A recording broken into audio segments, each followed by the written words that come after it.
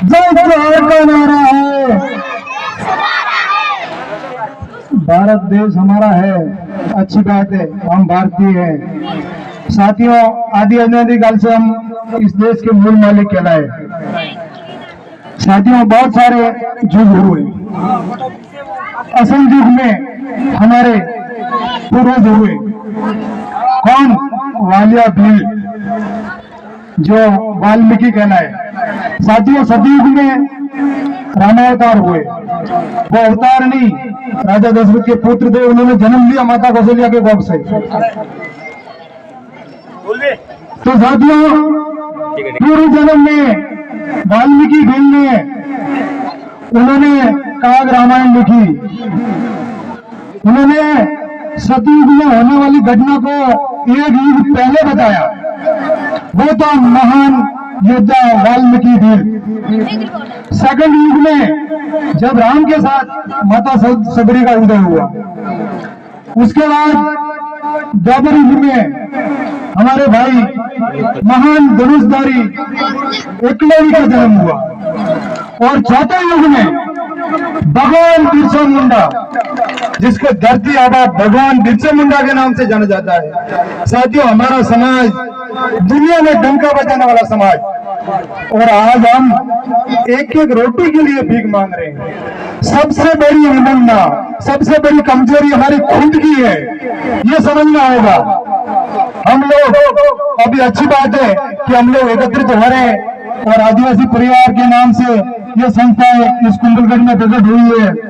हम एकत्रित हो रहे हैं, आगे बढ़ रहे हैं, लेकिन मूल कारण क्या है? शिक्षा। शिक्षा बिल्कुल नहीं के बराबर है। मैं पिछले साल सूरत गया था, तो छोटे छोटे बच्चे, मात्र 15 साल और 10 साल के बीच वाले लड़के, और उनको एक एक कमरे में बंद कर रखा बाहर। उनके माँ बाप, दूसरा कोई नहीं। हिंदुस्तान में दोस्तों जब देश आजाद हुआ तब से लगा के शिक्षा चालू हुई, और ऐसा आज दिन तक मुझे कोई भी एक कुंभलगढ़ में स्कूल बताओ जिसके ऊपर लिखा हुआ होगा कि भाई आदिवासी या भील समाज इस स्कूल के अंदर प्रवेश नहीं करेगा। कोई मिलेगा आपको? नहीं। तो फिर क्यों नहीं पढ़े आप? जितने भी ये नेता बने, जितने भी तहसीलदार, पटवारी, सरकारी कर्मचारी जो भी है, ये सब कैसे नौकरी लगे? बिना बिना बिना पढ़े उनको नौकरी मिलेगी क्या? तो तुम लोग क्यों नहीं पढ़े? तुमको किसने नहीं पढ़ने से रोका? आपको कमजोरी किसकी? अपने माँ बाप की। हमारा जीवन संघर्षपूर्ण है, ये मैं मानता हूँ, लेकिन क्यों? जब किसी के दिल में थोड़ी बहुत शिक्षा का जागृति हो जाए, वो इंसान अवश्य सफल होता है। पिछली मीटिंग में हमारे जवाब साहब ने एक बहुत बढ़िया उदाहरण दिया था कि जो भी साथी अगर स्कूल छोड़ दिए, उन्होंने 18 साल से ऊपर है, वो साथी बाहर जाए महानगरों में, वहां जाके नौकरी भी करे, तो उनका टैलेंट 4 गुना बढ़ जाएगा। मैं खुद इस चीज का उदाहरण हूँ। बहुत कम पढ़ाई करके मैं मायानगर मुंबई गया, 11 साल मुंबई में बिताए नौकरी की। उसके बाद 2 साल गुजरात रहा, और 20 साल मुझे कुंभलगढ़ में बिजनेस करते करते होंगे। साथियों, दर दर की ठोकर खाई, ऐसे ही सिंहासन नहीं मिलता। हम लोग क्या कर रहे हैं? हमारे बैठने का ठिकाना नहीं, और कुंभलगढ़ में सब नेता बनने के लिए वोट में लगे हुए हैं। समझ यहाँ आ रही है, मैं भी नेता। अरे भाई, नेता का फुल फॉर्म भी आप नहीं समझ रहे हो। आपको बनना है तो नौकर बनो, सेवक बनो समाज के, तो जाके समाज का सुधार होगा। बाकी अपने आप गले में माला डालने से नेता बन जाओगे तो कोई फायदा नहीं है। और अभी आप फिलहाल नेता की तो बात ही छोड़ो, 5 साल कोई नेतागिरी नहीं करेगा, नाम ही नहीं लेना है। आप टूट पड़ो शिक्षा पे और सफल हो जाओ। आने वाले समय में जब हमारे पास शिक्षा नहीं होगी, वैसे हम डिलेट हो जाएंगे, रास्ता अपना दूर हो जाएगा पढ़ाई से। इसके लिए आपको संघर्ष करना पड़ेगा। संघर्ष का नाम ही जीवन है। साथियों, बहुत सारे लोग अभी बीच में कुंभलगढ़ में थोड़ा बहुत लफड़ा उछल कूद हुआ, उसमें 1-2 वीडियो देखा। उसमें बहुत सारे नेता बनने की कोशिश कर रहे हैं। उसमें बहुत सारे भाई डॉक्टर आमिना को बोल रहे हैं, करे यह तो बाहर का व्यक्ति है, ऐसा हुआ फलाना ठीक रहा है। साथियों, जब 2017 में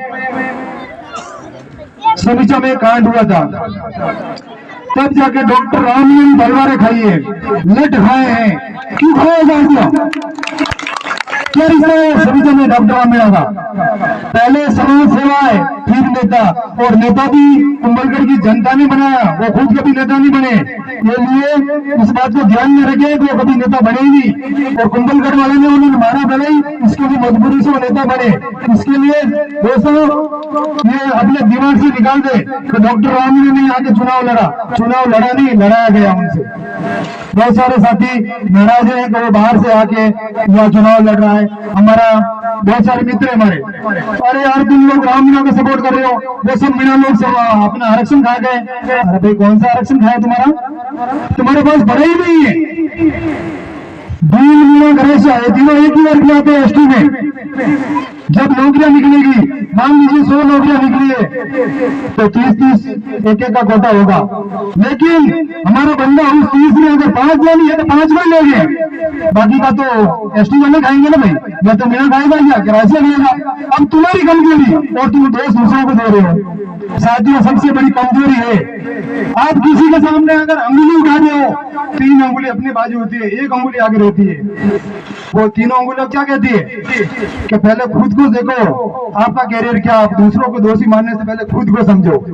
कमजोरी हमारी खुद की, हम दूसरों को कमजोर दिखा रहे हैं। साथियों बहुत बड़ी गलत बात है, तो हमें समझना होगा। साथियों इधर वाले बांडर में यहाँ मिलाने लगाए ये साल